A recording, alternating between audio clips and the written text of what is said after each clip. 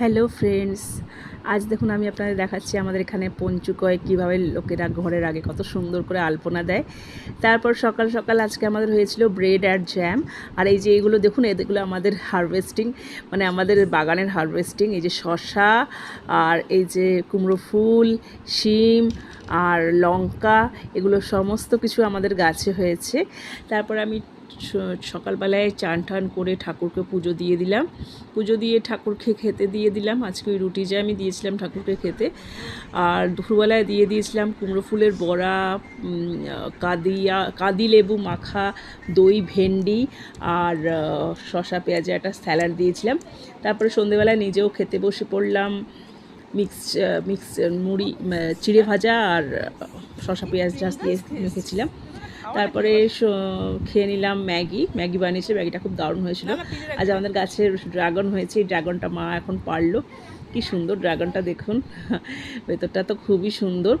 তারপরে ঠাকুরকে দিয়ে দিলাম, খেতে দিয়ে দিলাম ঠাকুরকে। কী কী দিয়েছি এখানে দেখুন, ভাত, স্যালাড, ডাল, চিলি ফুলকপি আর কাদি মাখা আর শিম চচ্চড়ি, এতগুলো দিয়ে ঠাকুরকে খেতে দিয়ে দিলাম। তারপরে আমার ছেলে দেখুন কি সুন্দর চপস্টিক দিয়ে খাচ্ছে। আমি বললাম, বাবু এভাবে চপস্টিক দিয়ে তুই কী করে খেতে পারিস? আমি তো একদম খেতে পারি না, আমার একেবারেই হাতের ধরেই না।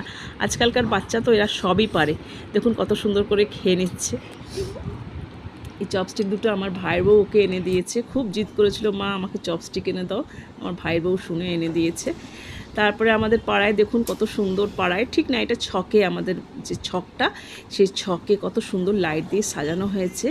আমাদের আসলে হবে, কার্তিকেশ্বর পূজা হয়, কার্তিক পুজো হয় আর কি এই ছকে, তাই এত সুন্দর করে লাইট টাইট দিয়ে সাজানো হয়েছে।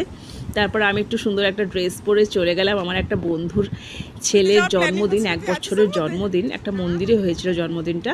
তো আমি, মা আর আমার ছেলে ওখানে চলে গেলাম। আর এই যে দেখুন, এই ছোট্ট মিষ্টি বাচ্চাটা, আর এটা আমার বন্ধু। তো এখানে অনেকগুলো শিবের, ছোট শিবের যে লিঙ্গ আছে, হয়তো অনেকেই পুজো করে মানে ঠিক ফল পায়নি, তাই দিয়ে গেছে।